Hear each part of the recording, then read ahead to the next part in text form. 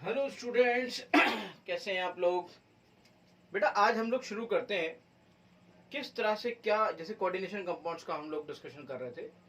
तो coordination compounds में बाकी सब चीज़ों का डिस्कशन कर चुके हैं। लाइक आईयूपैक है, आइसोमेरिज्म है और डिफरेंट चीज़ें हैं कि लिगेंड्स कितने तरह के होते हैं, मोनोडेंटेट क्या होता है, बाइडेंटेट क्या होता है, ट्राइडेंटेट क्या होता है, टेट्राडेंटेट क्या होता है, पेंटा क्या होता है, हेक्सा क्या होता है। We all know everything. Now come to the bonding in coordination compounds. Bonding in coordination compounds.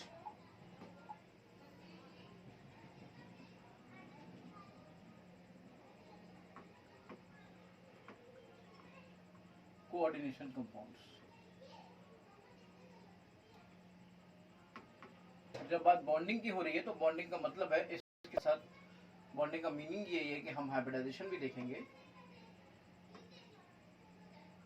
हम उसकी ज्योमेट्री भी देखेंगे, हम उसका शेप भी देखेंगे, हम डिस्कस करेंगे इसके बारे में। बॉन्डिंग के बारे में सबसे वैसे तो बहुत सारे प्रपोजल्स आए, बहुत सारे अपने अपने तरीके हुए कि भाई इस तरीके से समझाया जा सकता है कोऑर्डिनेशन कंपाउंड्स को, इस तरीके से समझाया जा सकता है। लेकिन जो फर्स्ट सक्सेसफुल थ्योरी जिसे माना गया वो है Werner's theory, and that is called as Werner coordination theory.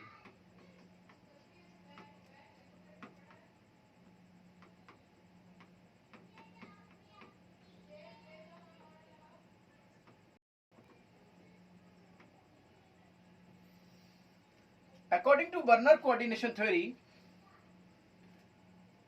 complex compounds or coordination compounds having two types of valency. One is primary valency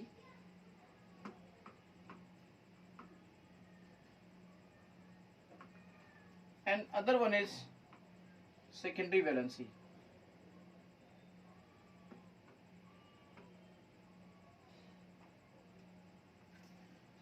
primary valency को उन्होंने कहा कि ये आयनाइजेबल होती है, यानी कि आयंस में चली जाती है, वो प्राइमरी वैलेंसी होती है। और जो आयंस में ना जाए वो सेकेंडरी वैलेंसी होती है।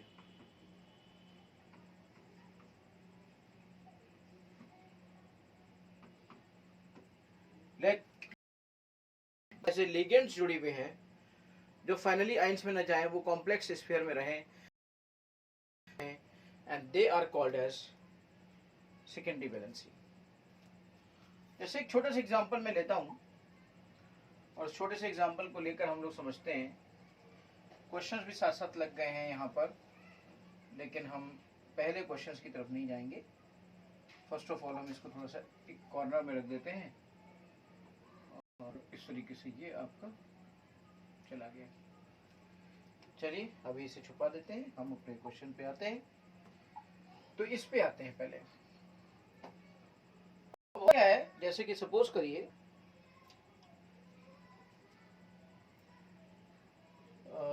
कोई एक एग्जांपल लेते हैं, लाइक CuNH3 है, होल 6 है, Cl3 है, ये मान लीजिए कॉम्प्लेक्स है आपका। अब इस कॉम्प्लेक्स में जो जब इसको आप करोगे तो देखिए क्या होगा, तो CuNH3 का होल 6 आएगा। ये देखिए कुछ चीजें ऐसी हैं जो कि आयनाइजेबल नहीं है, मतलब NH3 नहीं टूटा, लेकिन बाकी के Cl जितने भी थे जो कि कोऑर्डिनेशन स्फीयर के बाहर थे, जितने भी कोऑर्डिनेशन स्फीयर के बाहर थे, तो इसका मतलब जो चीजें कोऑर्डिनेशन स्फीयर के अंदर है, ये जो अंदर की चीजें हैं, ये तो नॉन आयनाइजेबल हो गई।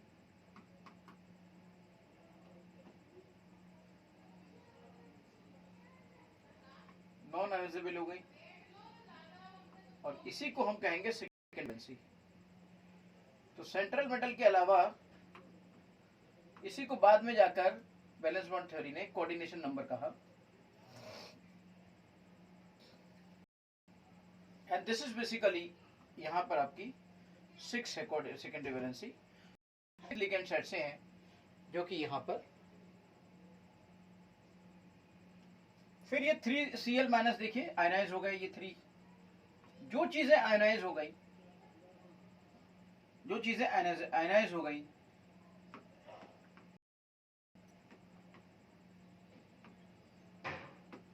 उनको कहा गया प्राइमरी वैलेंसी।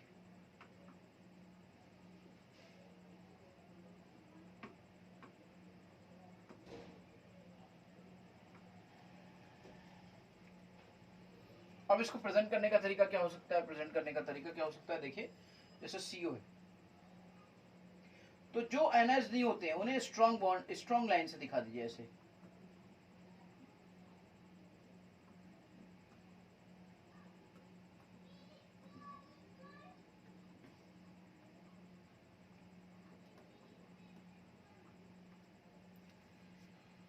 और जो आपके 3 आपके Cl ऐसे हैं जो आयनाइज हो सकते हैं, इन्हें आप डैश बॉन्ड से दिखाइए ऐसे, डैश डैश डैश। 3Cl दिखा दीजिए, 3Cl दिखा दीजिए। तो एक तरीका हो गया जो वर्नर ने यूज किया था, वर्नर ने जो यूज किया था अपने कोऑर्डिनेशन में, वो एक सिंपल सा तरीका मैंने आपको बताया। तो यहाँ पे टोटल नंबर ऑफ आयंस कितने हो गए? टोटल नंबर ऑफ आयंस 4 हो गए, है ना।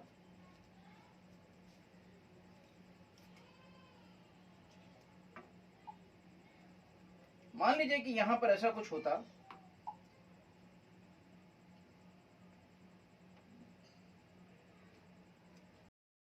मान लीजिए यहां पर कुछ ऐसा होता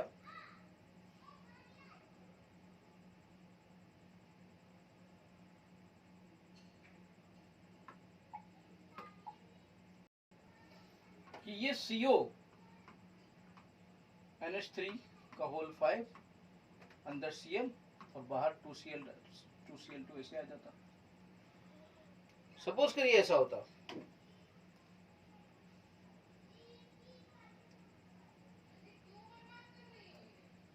और अगर ऐसा होता तो क्या होता? ऐसा होता तो ये टूटता कैसे?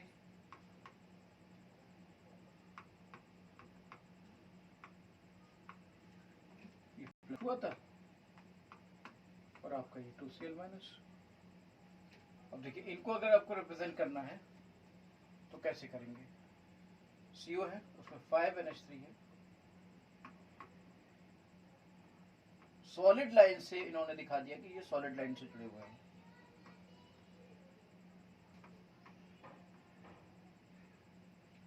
अब बाकी के एक Cl को इन्होंने क्या किया? Cl को ये ऐसे कर दिया कि मतलब ये टूटना तो चाह रहा था लेकिन टूट नहीं पाया, और बाकी ये 2Cl निकल जाएंगे तो दोनों Cl को इस तरीके से रिप्रेजेंट कर दिया। कहीं भी दिखा दो, उससे कोई फर्क नहीं पड़ता। तो ये प्रेजेंटेशन का तरीका हो गया कि बर्नर के कॉन्सेप्ट में इस तरीके से प्रेजेंट किया जाता है। बर्नर ने इसको इस तरीके से प्रेजेंट।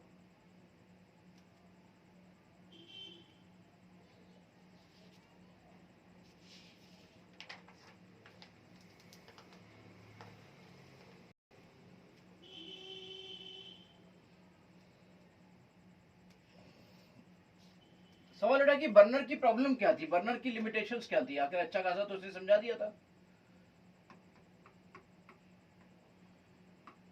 पहली बात तो बर्नर ये नहीं समझा पाए, why only central atom make coordination bond. Central atom के चारों तरफ ही ऐसा क्यों होता है और किसी की चारों तरफ ऐसा क्यों नहीं होता है? दूसरी बात यह है कि बर्नर उसकी ज्योमेट्री को, उसके शेप को, कोऑर्डिनेशन नंबर को, इन सबको नहीं समझा पाए। बर्नर उसमें किस तरह की बॉन्डिंग होती है, उसमें हाइब्रिडाइजेशन क्या है, ये सब बातें नहीं समझा पाए। इनसे ज्यादा अच्छे जो रहे, जिन्होंने इसके आगे का एक फर्दर एस्टेब्लिशमेंट है, और उसका नाम है Sidgwick. Sidgwick theory. Sidgwick theory के बारे में हम बात कर सकते हैं कि सिडविक थ्योरी क्या थी। Let's discuss about Sidgwick theory.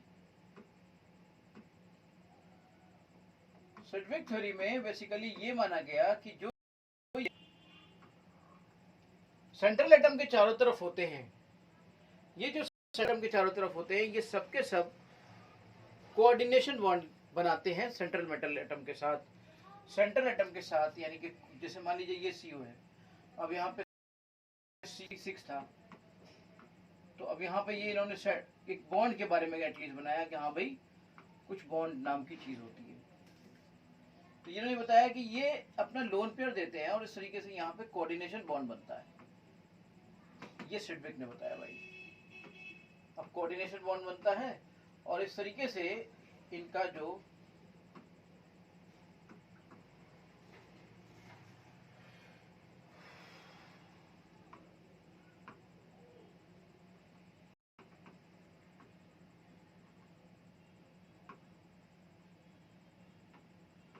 वही है, ऐसे लिख दो, वैसे लिख दो, कैसे भी लिख दो। तो हर एक ऑब्वियसली हम सबको पता है कि एक जो भी हमारा लोन पेयर होता है वो एक कोऑर्डिनेट बॉन्ड बनाने के काम आता है।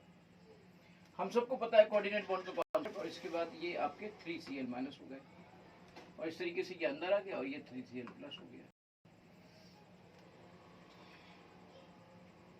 तो सिडविक ने ये दिया। सिडविक ने एक अच्छी बात ये दी कि अगर आप इसकी स्टेबिलिटी को समझाना चाहते हो तो थोड़ा थ्योरेटिकल समझाने की कोशिश करी।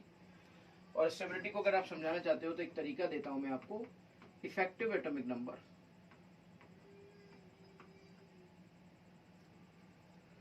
अच्छा, इन सबको जो ये दिए गए, अभी उन्होंने बताया कि भाई जो लोन पेयर्स देते हैं और जिसको जो इसके चारों तरफ होते हैं वो कोऑर्डिनेशन नंबर होता है। तो उन्होंने बताया कि इसका कोऑर्डिनेशन नंबर 6 है।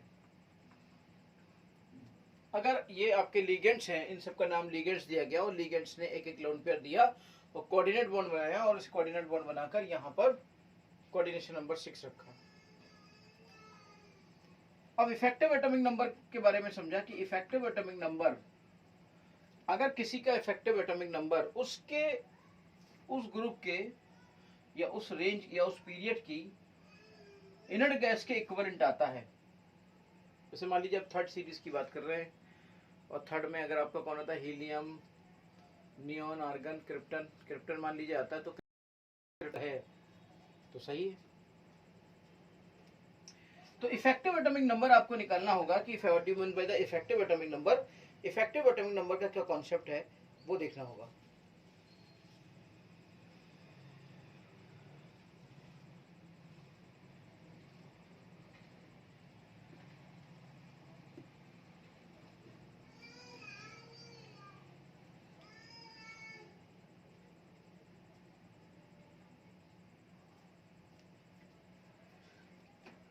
Atomic number minus atomic number को minus oxidation number,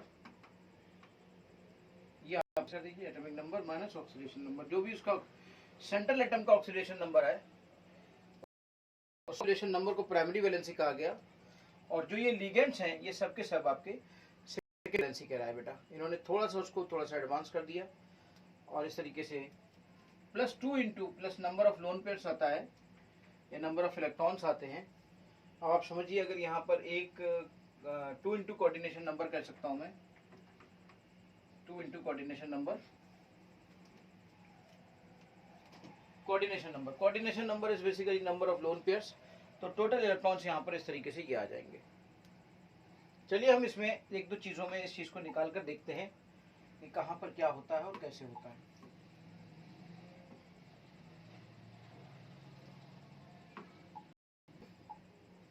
So now we are going to discuss about effective atomic number और इफेक्टिव आता हूँ आपको। सपोज करिए मैंने आपको एक दे दिया K4FeCl6, ये दे दिया मान लीजिए। अब आपको इसका इफेक्टिव एटॉमिक नंबर निकालना है। नॉट, आप सब जानते हो कि सेंट्रल एटम से ही सब कुछ कहानी चलती है। तो अगर हमें इफेक्टिव एटॉमिक नंबर निकालना है तो हम क्या कहेंगे, atomic number of the central atom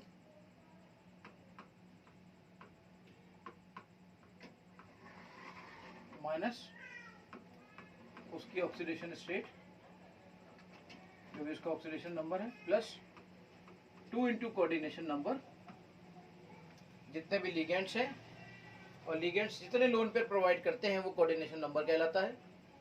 ये सब तो आप जानते ही हो, शुरू में ही बता दिया गया होगा। खैर, यहाँ पर हम बात कर रहे थे नंबर ऑफ एटॉमिक नंबर या atomic number of central atom. अब सेंट्रल एटम का एटॉमिक नंबर कितना, 26। ऑक्सीडेशन स्टेट इसकी कितनी है, 2। 2 इंटू कोऑर्डिनेशन नंबर देखिए 6 है, तो टोटल मिला के जरा बताएंगे कितना आया, 24 और 12 36। आप बताइए किसके इक्विवेलेंट आ गए, आप क्रिप्टन के इक्विवेलेंट आ गए, यानी कि अपने ही पीरियड के इनर्ट गैस के जैसा अगर उतने ही नंबर ऑफ टोटल इलेक्ट्रॉन्स आ रहे हैं, इसका मतलब ये कि एक स्टेबिलिटी को इंडिकेट कर रहा है। इफेक्टिव एटॉमिक नंबर अगर इसके करीब आता है तो ये स्टेबिलिटी को रिप्रेजेंट कर रहा है। कई किसी में नहीं आता है एक्सेप्शनली, वरना ज्यादातर ये एक स्टेबिलिटी को रिप्रेजेंट कर रहा है कि हाँ भाई एक नया कॉन्सेप्ट आया कि भाई ये भी इस तरह से समझाया जाए। सिडविक ने बड़े अच्छे से चीजों को समझाया, सिडविक ने बड़े अच्छे से समझाया भाई, चलिए बहुत अच्छी बात है। कई और के इफेक्टिव एटॉमिक नंबर्स निकालते हैं, क्वेश्चन आता है कई बार, find out effective atomic number of the following.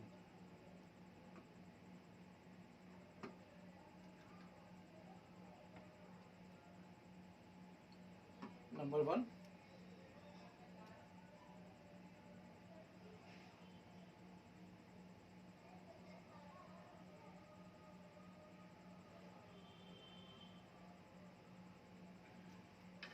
Nickel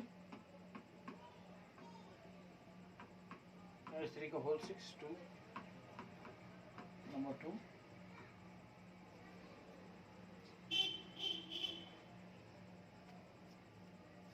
Cr whole 6 plus 3।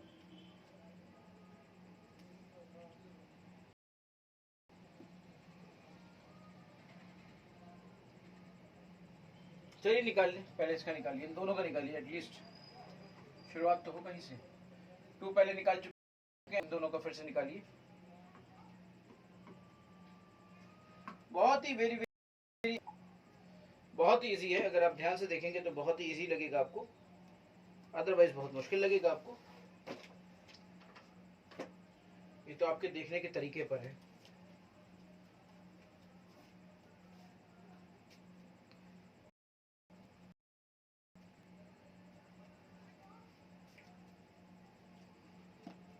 Effective atomic number यहां से निकालना है अगर, तो निकल देखिए, निकल कितना होता है 28। ऑक्सीडेशन स्टेट कितनी आ रही है, एक्स लोगे तो 2 आएगा, और 2 इंटू कोऑर्डिनेशन नंबर 6 12 26 6। बताइए कितना आएगा 26, और ये कितना आएगा, कितना है 38। ये उससे ज्यादा आ गया है ना। तो कभी कभी ऐसा भी होता है,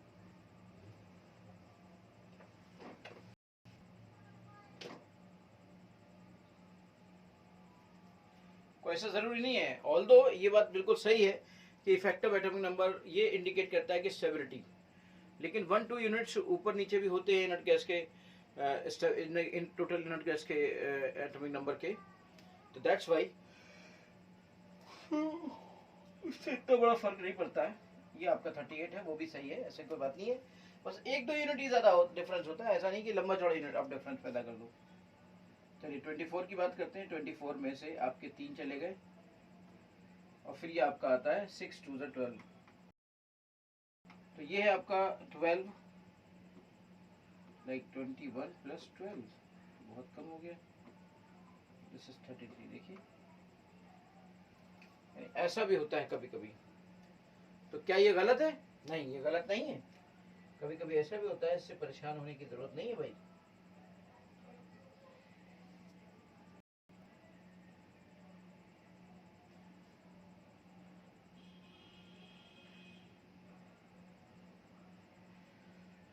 अब अगर हम इसी में देख लें एक और चीज को,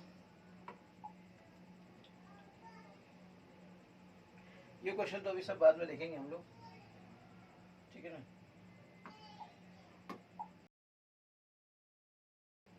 यहीं पर देख लो K4 FeC, या ऐसे देख लो FeCl6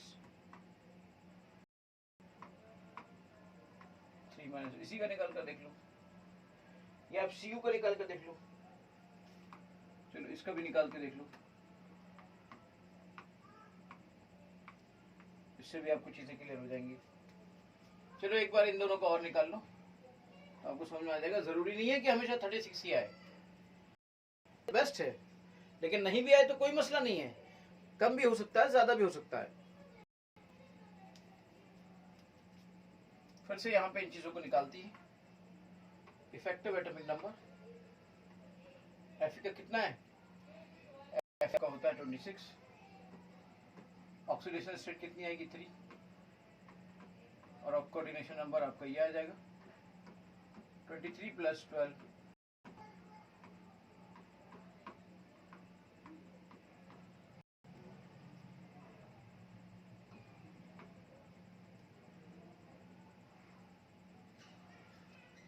इफेक्टिव एटॉमिक नंबर आपका ये 29 है।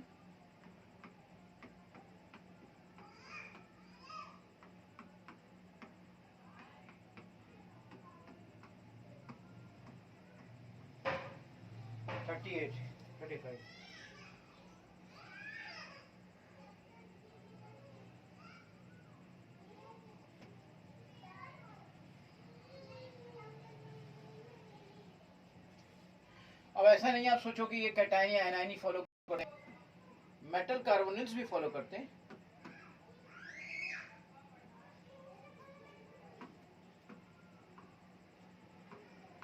ऑल्सो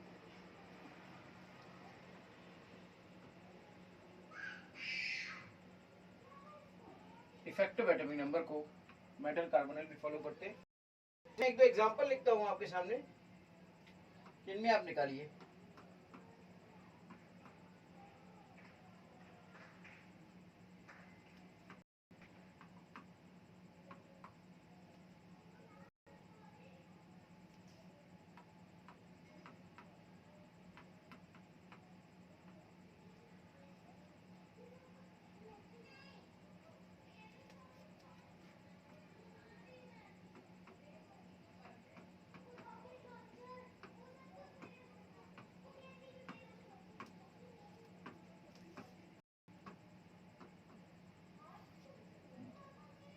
अब आप एक एक करके सबके निकालिए। देखिए ये 28 है, अब यहाँ तो ऑक्सीडेशन नंबर 0 है, ठीक है, और 4 × 2 × 4 तो टोटल कितना है 36। तो ये बहुत ज्यादा स्टेबिलिटी को इंडिकेट करता है कि हाँ भाई निकल कार्बोनेट है ना। फिर यहाँ पर इसकी बात करें तो ये भी ऐसा, जैसे ये देखिए कितना है 24 क्रोमियम, और ये आपका 6 × 12, it is again representing 36। Very good, ये आपका कितना है 26। हाँ, लेकिन इसमें आपका Cl2 है ना, ये +2 दिखा रहा है, -2 + 6 × 2 24 + 12 अगेन 36। बहुत अच्छी बात, ये भी बहुत अच्छी बात, ये भी बहुत अच्छी बात भाई। Mn आपका हो गया 25 -1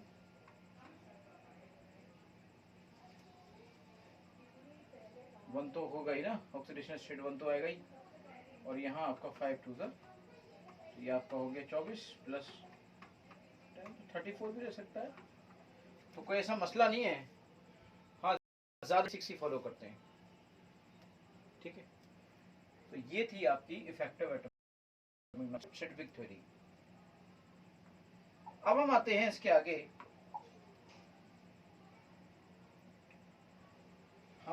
आगे, और उस पर बात करते हैं जरा। अब आपको बताएं मेजर थ्योरी जो अब आई है, जिनसे हम बेहतर तरीके से चीजों को समझा सकते हैं, उनमें से एक चीज है जिसका नाम है बैलेंस बॉन्ड थ्योरी, BBT। दूसरी है जिसका नाम है crystal field theory,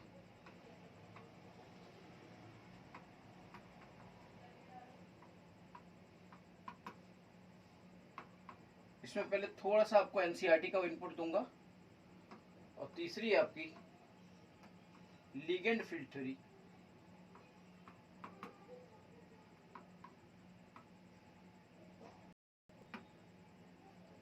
One is valence bond theory, other one is crystal field theory, third one is ligand field theory.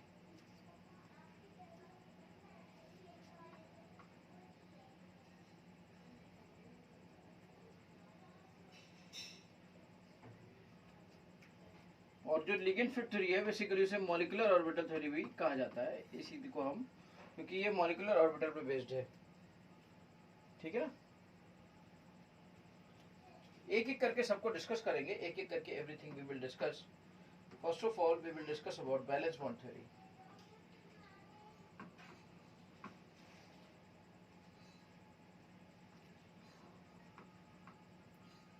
क्या है अजम्पशन बैलेंस बॉन्ड थ्योरी का?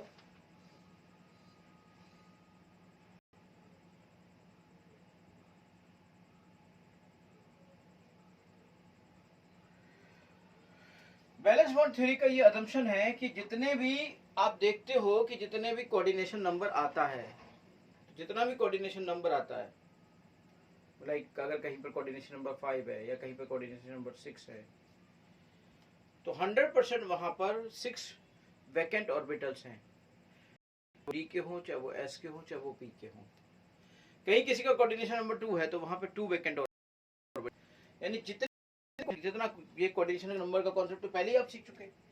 ये बात करता है बैलेंस बॉन्ड थ्योरी का कॉन्सेप्ट ही किस पर होता है? बेस्ड ऑन ऑर्बिटल्स, ये based on atomic orbitals. Atomic orbitals में समझाने की कोशिश, और बहुत जबरदस्त कोशिश। सब कुछ इससे हाइब्रिडाइजेशन, इससे सब कुछ निकल आता था, बहुत कुछ निकल आता था इससे, मतलब अल्टीमेट थ्योरी थी ये। इसके बाद CFT आई और अब तो MOT लिगेंड फिट थ्योरी काम कर रही है, LFT काम कर रही है। लेकिन आपको सी तक ही पढ़ना है, LFT को थोड़ा सा ऊपर का लेवल है। फिलहाल हम बात करते हैं BBT की।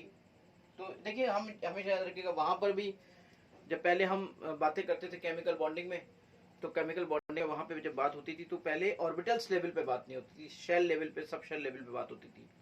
बैलेंस बॉन्ड थ्योरी ने पहली बार ऑर्बिटल लेवल पे बात की, बिल्कुल यहीं पर भी ऐसे ही ऑर्बिटल लेवल पे बात करती है हमेशा, और ये एटॉमिक ऑर्बिटल लेवल पे बात करती है बैलेंस बॉन्ड थ्योरी। तो इसमें क्या है कि ये सबसे पहला इनका पॉइंट है कि भाई जितने आपके नंबर ऑफ लिगेंड्स हैं जो कि अटैच हैं, नंबर ऑफ लिगेंड्स अटैच्ड हैं to the central metal atom,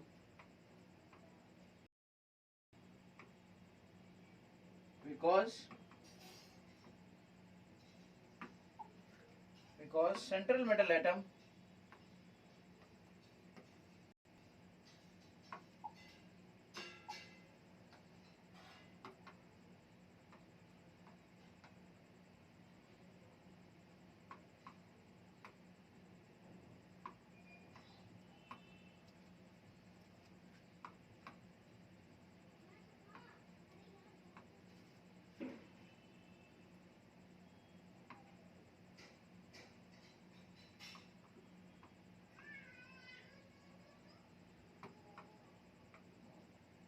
vacant orbitals.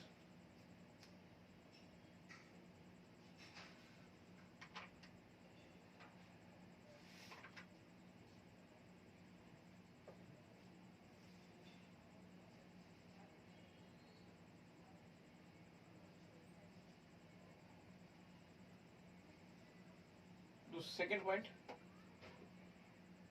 each ligand having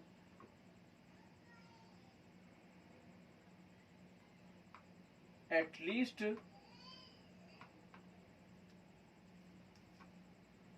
one sigma orbital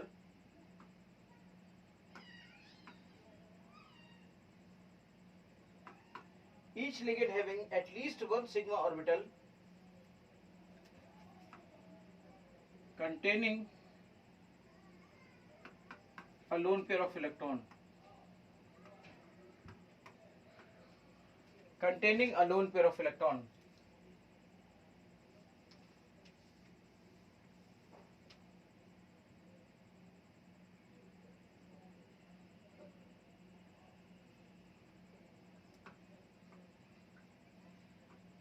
Non-bonding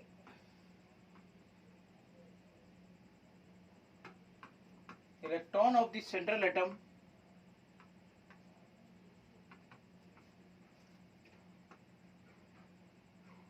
कुछ non bonding electron central atom के भी तो रह जाते होंगे, सिंगल इलेक्ट्रॉन कोई रह गया तो रह गया, है ना। डोंट टेक पार्ट इन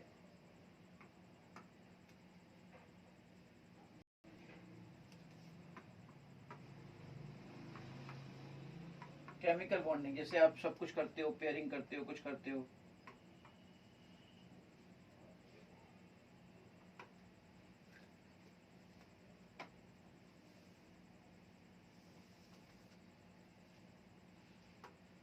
इन्होंने एक बात और दी बहुत अच्छी कि कई बार जो लीगेंड्स हैं, ये जो चार तरफ के लीगेंड्स होते हैं, अगर ये लीगेंड्स आपके, सारी बातें तो ये दे ही चुके थे, थोड़ी सी चेंजेस करने के लिए खाली क्रिस्टल फील्ड थ्योरी को लाया गया और बेहतर तरीके से एक्सप्लेन करने के लिए क्रिस्टल फील्ड थ्योरी को लाया गया। तो इसका मतलब ये हुआ, इन्होंने कहा कि भाई देखो, ये जो आपका सेंट्रल एटम है, और ये चारों तरफ के आपके लीगेंड्स हैं, अभी लीगेंड्स हैं, अभी लीगेंड्स आपके कैसे कैसे हो सकते हैं। मान लीजिए ये लीगेंड्स हैं और ये आपका इस तरीके से सबके सब लोन पर दे रहे हैं, है ना, ये लीगेंड्स आपके ML6 आपका बन गया। अब सवाल उठता है कि ये जो लीगेंड है ये दो तरह के हो सकते हैं। एक हो सकते हैं बहुत ही मजबूत लीगेंड, स्ट्रॉन्ग फील्ड लीगेंड,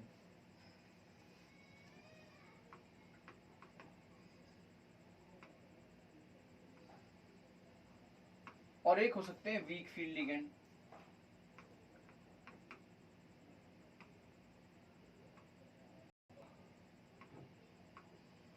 एक हो सकता है स्ट्रॉन्ग फील्ड लिगेंड, एक हो सकते हैं वीक फील्ड लिगेंड। ये डिपेंड करता है कि कैसी फील्ड कौन क्रिएट करता है। अगर ये लिगेंड्स आपके case 1, if ligands are strong field ligand, then complex is known as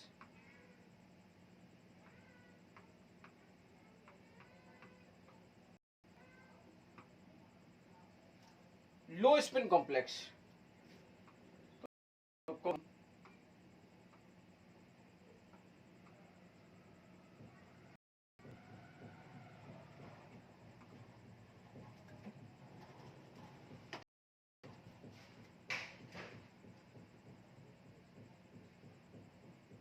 और यहां पर एक फोर्स क्रिएट होता है और pairing takes place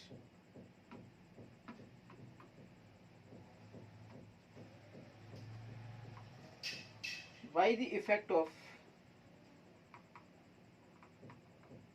field of strong field ligand, by the effect of field of strong field ligand. Strong field ligand जो field generate करते हैं उसकी वजह से वहां पर पेयरिंग हो जाती है, इलेक्ट्रॉन्स आपस में पेयर्ड कर जाते हैं, पेयरिंग हो जाती है।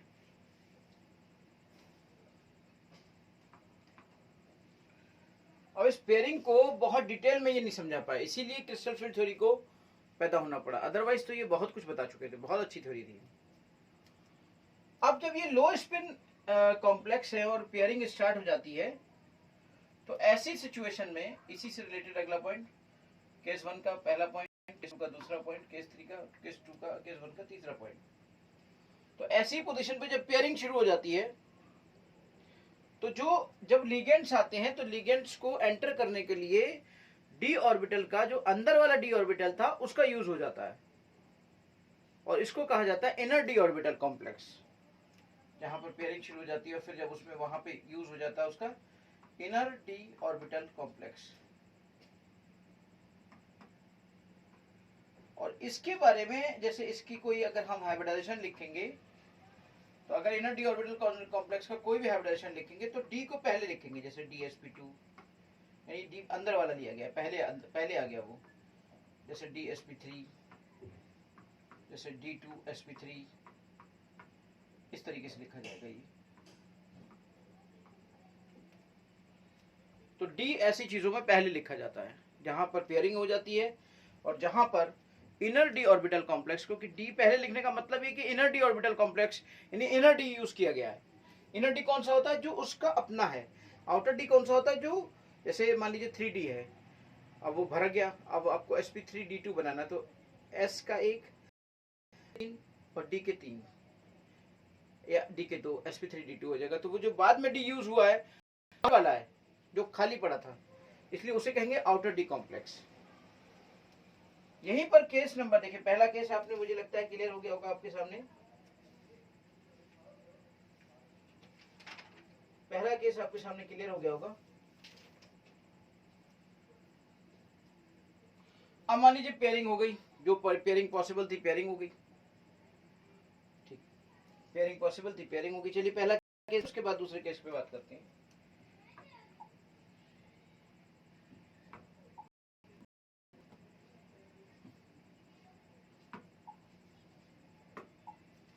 अब मान लीजिए ये आपकी पेयरिंग हो गई भाई। अब केस 2 पे आइए। केस 2 पे आपका एक, अगर ये लिगेंड आपका वीक फील्ड लिगेंड हो,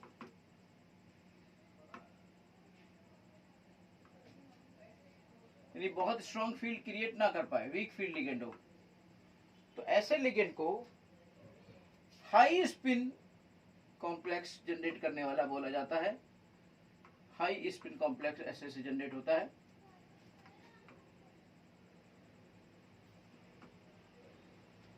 हाई स्पिन कॉम्प्लेक्स जनरली इससे डेवलप होता है।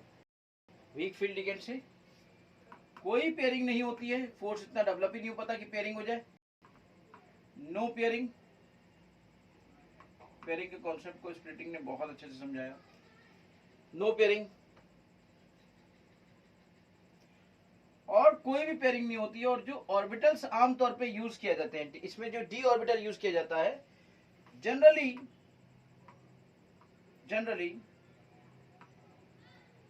Outer D orbital is use, और इसमें outer D orbital is use, यानी कि आउटर डी ऑर्बिटल का इसमें यूज होता है।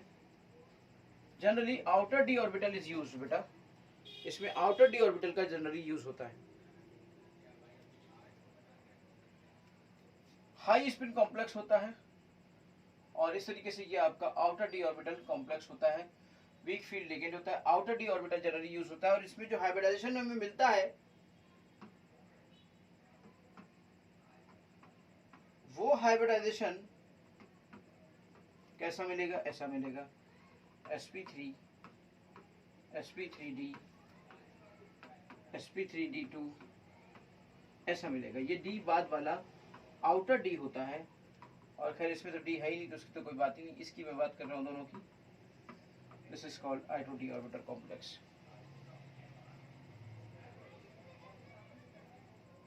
सवाल उठा ये कैसे डिसाइड करेंगे कि कौन सा वीक फील्ड लिगेंड है, कौन सा स्ट्रॉन्ग फील्ड लिगेंड है?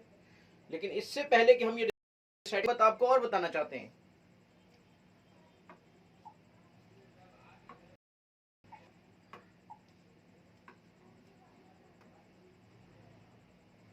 पेयरिंग कर ली, सब कुछ कर ली, अब आपने पेयरिंग भी कर ली भाई।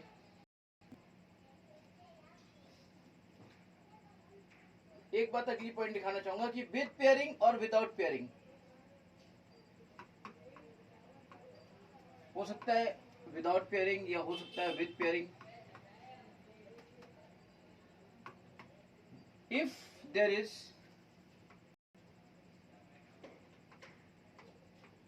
अनपेयर्ड इलेक्ट्रॉन, पता चला पेयरिंग करने के बाद भी कोई अनपेयर्ड रह गया, सबकी जरूरी थोड़ी सबकी पेयरिंग हो जाए, ये तो डिपेंड करता है स्पेस पे। Then it is called paramagnetic. तब इसको पैरामैग्नेटिक कहा जाता है अगर कहीं पर भी अनपेयर्ड इलेक्ट्रॉन रह जाए, it is called paramagnetic.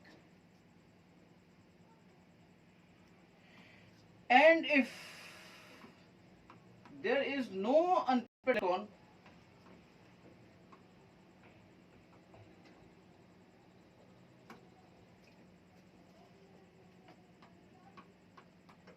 there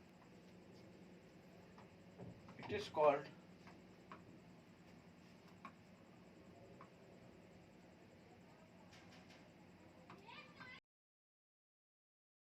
diamagnetic. अगर पैरामैग्नेटिक है तो that will also have magnetic moment.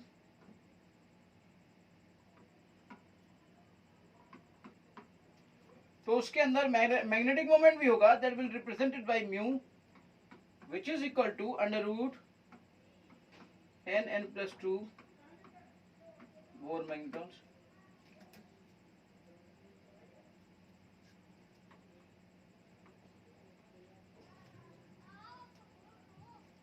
n is equal to number of unpaired electrons। ये चीजें हमने इसमें देखी।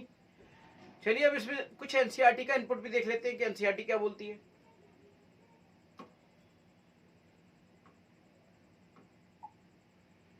देखिए एनसीईआरटी क्या बोल रही है। एनसीईआरटी का इनपुट भी देख लेते हैं भाई कि एनसीईआरटी का इनपुट क्या है। बर्नर ने सबसे पहले इसको प्रपोज किया। हमने बैलेंस बॉन्ड थ्योरी और बर्नर थ्योरी पूरी डिस्कस कर ली, सेडविक थ्योरी पूरी डिस्कस कर ली।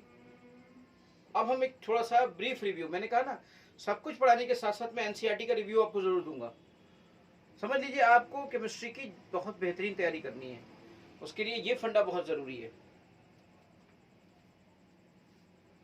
खास तौर से नीट के लिए।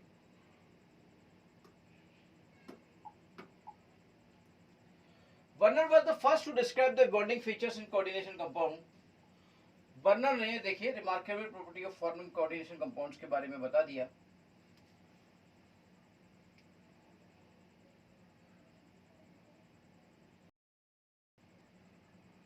लेकिन ये नहीं समझा पाए कि आखिर उसमें कुछ डायरेक्शनल बॉन्ड कैसे होते हैं, इनमें डायरेक्शनल प्रॉपर्टीज होती हैं। डायरेक्शनल प्रॉपर्टी का मतलब स्ट्रक्चर बनाने वाली प्रॉपर्टी कैसे होती है।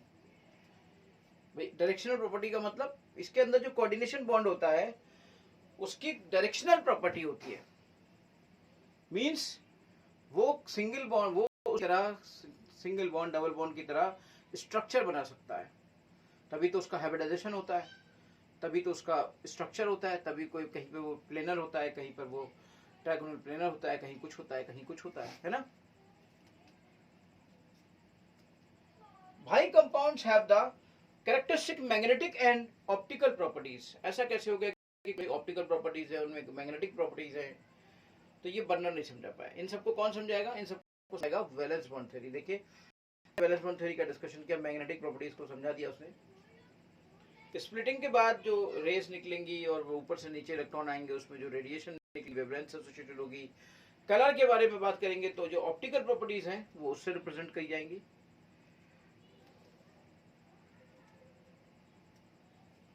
अब देखिए many approaches have been put forward but valence bond theory is the best. उसके बाद क्रिस्टल फील्ड थ्योरी और उसके बाद ligand field theory and molecular orbital theory. इसी का एक्सटेंशन है मॉलिक्यूलर ऑर्बिटल थ्योरी।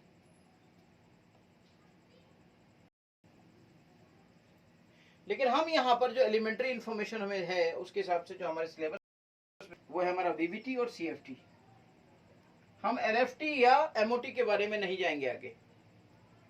हम एलएफटी यानी कि लिगेंड फील्ड थ्योरी या एमओटी मॉलिक्यूलर ऑर्बिटल इन पर डिस्कशन नहीं करेंगे। अगर आप इंजीनियरिंग करते हैं तो वहाँ आप फर्स्ट ईयर में जाके डिस्कस करेंगे, स्टडी करेंगे वहाँ पर, क्योंकि बीटेक फर्स्ट ईयर में आपको बीएससी का कंप्लीट इंफॉर्मेशन दे दी जाती है। वहाँ अगर कोऑर्डिनेशन कंपाउंड होगा तो वहाँ पर आपके पास सीएफटी, एलएफटी और एमओटी के बारे में भी थोड़ा बहुत बताया जाएगा। देखिए जैसे कि मैंने आपको यहाँ पर अकॉर्डिंग टू, देखिए सारा डिस्कशन हम लोग यहाँ पर कर चुके हैं, बाकी के सारे पॉइंट में डिस्कस कर चुका हूँ। अब जब सारे पॉइंट डिस्कस कर चुके हैं तो इससे ऑब्वियसली ये डायरेक्शनल प्रॉपर्टी अगर रखता है तो इससे स्ट्रक्चर बनेंगे और इसका हाइब्रिडाइजेशन होगा। तो चलिए देखते हैं बैलेंस बॉन्ड थ्योरी के बेस पर कैसे कैसे हाइब्रिडाइजेशन हो सकता है और उसके क्या स्ट्रक्चर हो सकते हैं और उसके एग्जाम्पल क्या क्या हो सकते हैं। इनका डिस्कशन हम लोग जरूर करेंगे इसमें, इस जगह पर, ताकि हम चीज़ों को से समझ पाएं कि क्या हो सकता था और क्या हो रहा है।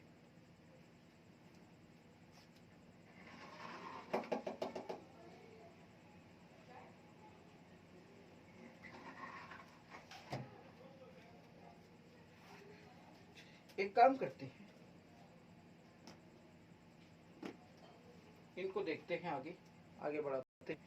चलिए, इससे अच्छा तो मैं बहुत ही अच्छे डायग्राम आपको बना के दिखा दूंगा। इसमें अगर कोई बहुत ज़्यादा अच्छा तो नहीं दिखा रहे ये लोग, तो ये सब आपको चीज़ें अभी भी मैं आपको दिखा दूंगा।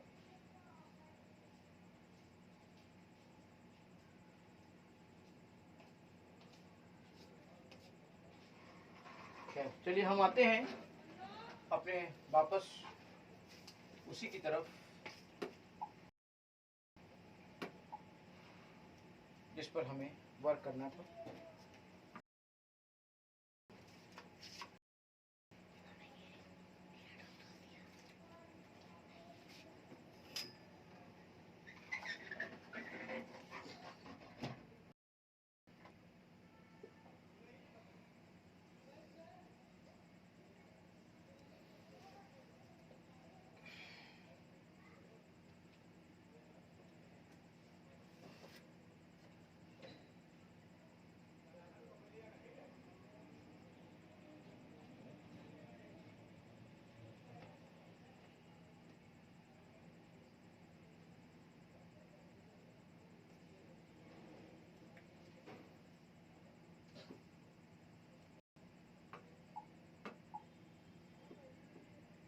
देखिए, how many types of hybridization are possible. जो directional properties, what do you mean by the directional properties of this bond? Directional properties का मतलब होता है making geometry, making shape, making structure ना। अब ज्योमेट्री से रिलेटेड कौन है? ज्योमेट्री से रिलेटेड है हाइब्रिडाइजेशन। ज्योमेट्री से रिलेटेड है हाइब्रिडाइजेशन।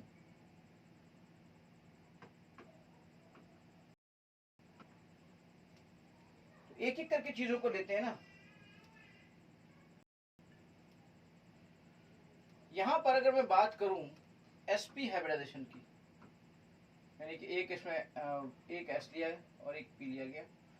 कौन सा एस लोगे? 4s लोगे और 4p लोगे, बाहर का ही लेते हो ना।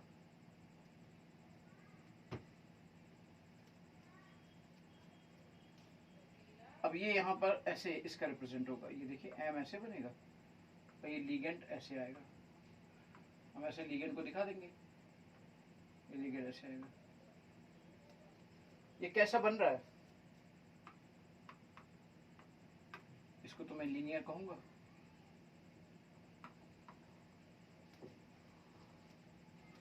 अगर मैं इसके एग्जाम्पल की बात करूं तो एग्जाम्पल मेरे सामने होगा AgNH3 का होल ट्वाइस। देखिए कुछ इस तरह की चीज होगी।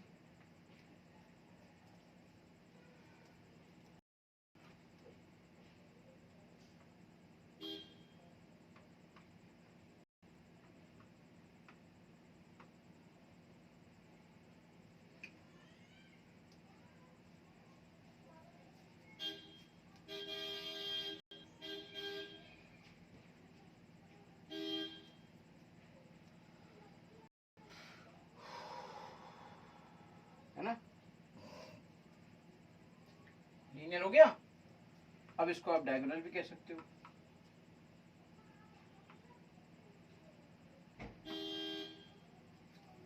अब दूसरा देख लेते हैं, sp2 देखिए, 4s1 और 4p के 2। इससे क्या बनेगा? इससे तो ट्रायगोनल प्लेनर बनेगा। m आएगा यहाँ पर, l आएगा यहाँ पर, l आएगा यहाँ पर, l आएगा यहाँ पर। ये बनेगा आपका ट्रायगोनल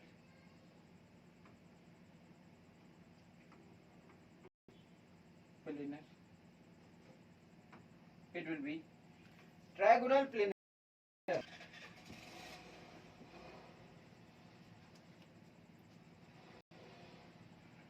एग्जाम्पल अगर देखोगे आप तो बड़ा मजा आएगा आपको। HgI3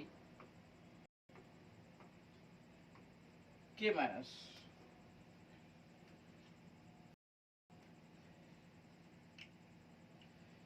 समझ गए, HgI3 का minus, very good example. Trigonal planar आपने सिर्फ अभी तक दो ही चीजें पढ़ी होंगी, ये पढ़ लो वो पढ़ लो। मैं आपको एक एक ज्योमेट्री बताऊंगा जो कोऑर्डिनेशन कंपाउंड में मिलती है और एग्जांपल के साथ बताऊंगा।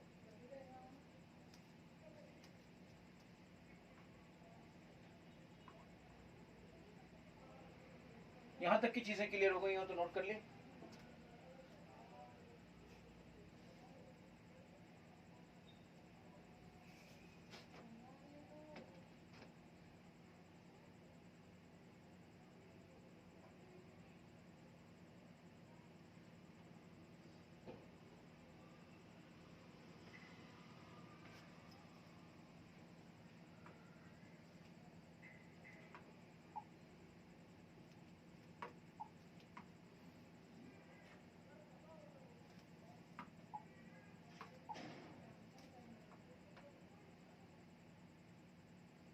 हाइब्रिडेशन में अब बारी आती है sp3 की।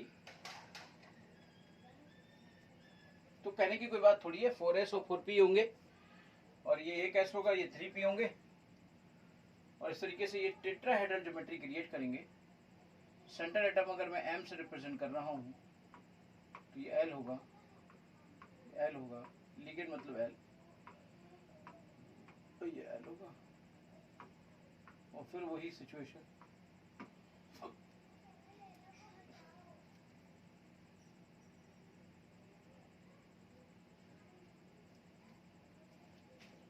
एग्जाम्पल की बात करें, NiCO4 यही एग्जाम्पल है। Zn NH3 का होल 4 2+ यही एग्जाम्पल है। सवाल उठता है कि सर ये एग्जाम्पल इसका कैसे है, आखिर हम याद तो नहीं कर सकते ना, तो आप निकालना सिखाइए हमें कि ये sp3 कैसे है, हाउ इट इज sp3। चलिए एक एक करके आपको बता देते हैं कि कैसे है ये। इसी एग्जाम्पल में आप ये भी सीख जाओगे कि आखिर हाइब्रिडाइजेशन कैसे कैलकुलेट किया जाता है। यस बिल्कुल सीख जाओगे। चलिए अभी सिखाते हैं। निकेल CO4, निकेल क्या होता है? निकेल होता है 28। ठीक चलो, अब निकेल पे कोई चार्ज है नहीं, 0 है। 28 में क्या होता है? 28 आर्गन 18 होता है, 2 20 होता है और ये 28 होता है, ऐसे होता है। 0 है तो कुछ निकलना भी नहीं है।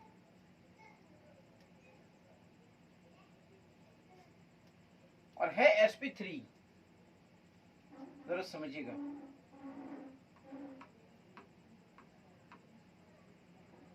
अब हर किसी को हम निकाल लेंगे कि वो क्या है कैसे है। बहुत अच्छा, बहुत अच्छी प्रैक्टिस। 3d8। अब जरा समझिएगा, 4s2 यहाँ पे कौन खाली है? 4p खाली है। एक एक करके चीजों को समझेंगे बहुत अच्छे से। Let's understand the things. 4s 4p 4d, देखते हैं यहाँ पर क्या हो रहा है।